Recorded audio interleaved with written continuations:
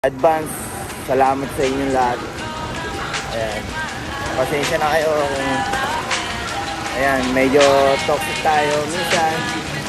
At pasensya na rin kung sa iba, kung nakangasa kayo, nayayabangan. Wala eh. Ganito na tayo lumaki.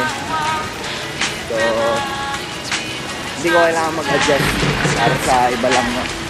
Kung ano ako, yun ako. Tanggap nyo ko, hindi.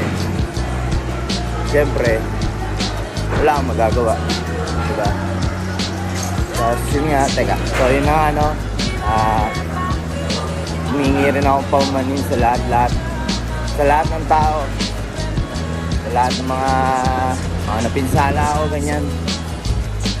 Pasensya na kayo. Pasensya na kayo. Aminado ako dati na wala akong pakialam sa lahat ng mga viewers ko. Kaya yan, mas napapansin ko yung mga nega comments, no? Pero ngayon, iba feelings ko kasi marami nagmamahal sa akin, no? Kaya maraming salamat talaga. Ayun lang.